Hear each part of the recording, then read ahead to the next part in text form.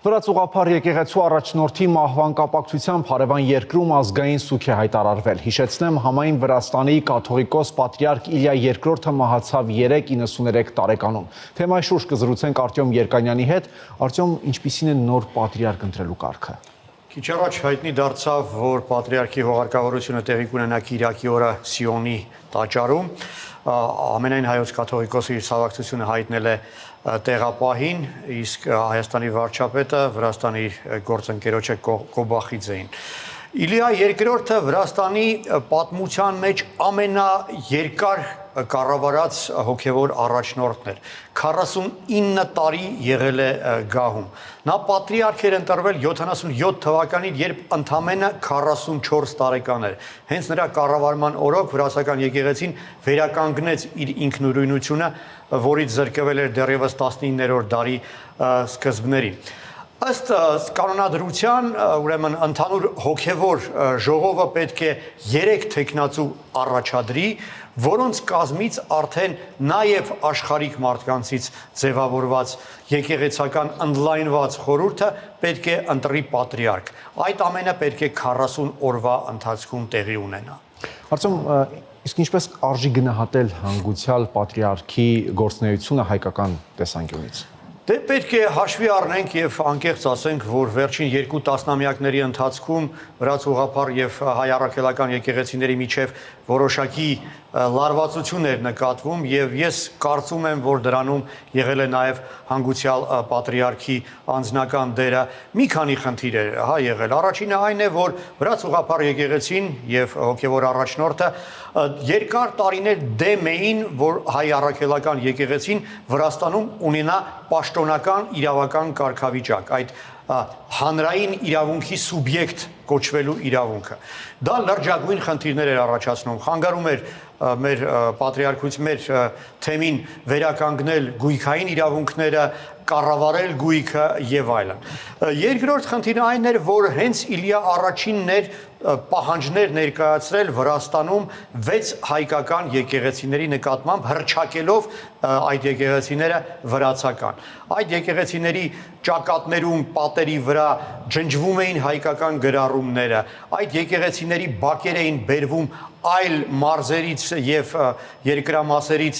վրաց հոգեվորականների տապանակարեր, որպիսի արդարացնեն, թե իբր այդ եկեղեցիները վրացական են եղել։ Եվ ես վստահ եմ, որ այդ ամենը տեղի է ունեցել ոչ միայն իգիտությամբ պատրիարքի, այլ նաեւ հենց նրա ուղիղ հանձնարարությամբ։ Եվ վերջապես 2006 թվականին վրացուղափառ եկեղեցին հոգևոր առաջնորդի հավանաբար որոշմամբ ավելի հեռու գնաց եւ որոշեց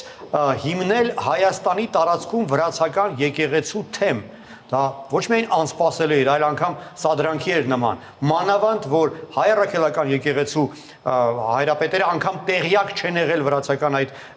որոշման, նախապես տեղեկացված չեն եղել։ Ըստ էության վրացուղափառ եկեղեցին պահանջ է ներկայացրել Հայաստանի հյուսիսում 6 եկեղեցիների նկատմամբ։ Խոսքը հիմնականում Լորվա մարզում գտնվող եկեղեցիների մասին է, որոնց թվում է նաև Աղթալան, Կոբայրը, Հնևանքը եւս 2 եկեղեցիները չեմ հիշի հիմա որոնք էին։ Ըստ էության պահանջ էր առաջ քաշվել վրացական կողմից, կամ հայերը հրաժարվում են Վրաստանում 6 հայկական եկեղեցիների հանդեպ հավակնություններից, կամ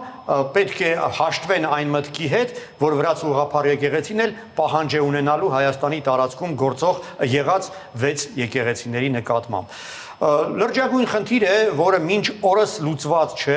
եւ խնդիրը անգամ չհաջողվեց լուծել 2011 թվականին, երբ ամենայն հայոց պատրիարքը երկարաժամկետ պաշտոնական այցով մեկնել էր Վրաստան եւ երկար բանակցություններ էր ունեցել իր վրաց եղբոր գործընկերոջ հետ։ Հակասությունները այդքան շատ էին, որ անգամ այդ այցից հետո ավարտական կոմյունիկեն այդպես էլ ստորագրել չհաջողվեց։ Ինչևէ, դարաշրջան է ավարտվում, 49 տարի իշխել է մի մարդ, որի շրջանը ավարտվել է եւ նոր ապագա առաջնորդից է կախված լինելու, թե ինչպիսին կլինեն քույր եկեղեցիների միջև հարաբերությունները այսուհետ։ Արտյոմ, իսկ ովքեր են ամենահավանական թեկնածուները նոր պատրիարքի եւ ում ընտրվել ավելի շատ կբխի Հայաստանի շահերից։ Ակնհայտ ֆավորիտ է համարվում Շիո սրբազանը,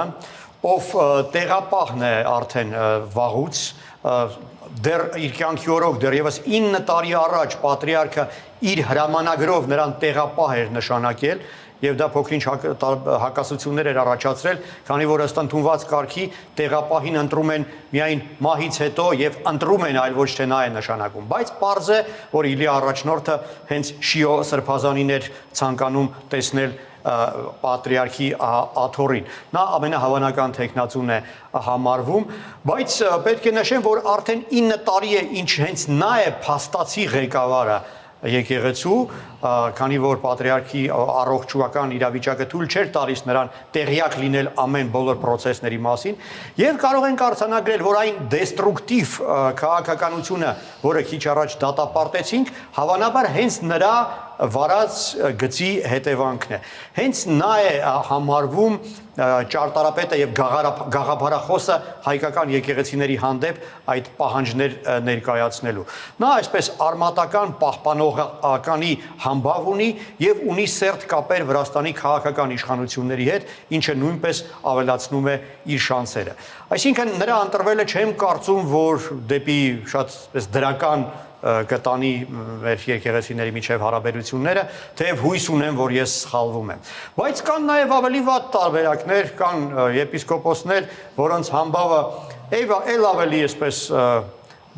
բարդ է դարձնում, հեռանկարները մեր եկեղեցիների հարաբերությունների միջև, չեմ ուզում անուններ տալ, սակայն հավակնորդների թվում կան հոգևորականներ, որոնց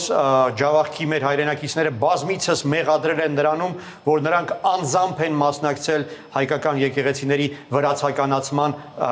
փորձեր են ձեռնարկել եւ իրենց վարած քաղաքականության եւ կատարած քայլերի հետևանքով անգամ լոկալ բախումներ են տեղի ունեցել, բարեբախտաբար որևէ լուրջ բանի չի հասել։ Կան նաև հայերի համար այսպես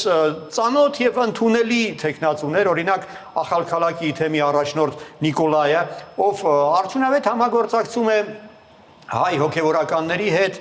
հայ հավատացյալների հետ ջավախքում եւ լավատեղյակ է խնդիրներին եւ կողմնակից է համայնքների միջև խնդիրների այսպես քաղաքակիրթ երկխոսության ճանապարհով լուծման փորձերին։ Բայց չեմ կարծում, որ Նիկոլայ այդ սրբազանը մեծ շանսեր ունի, ավելի մեծ շանսեր ունեն, որքան հասկանում եմ պահպանողական գծի գաղափարախոսները։ Շնորհակալություն, Արտем։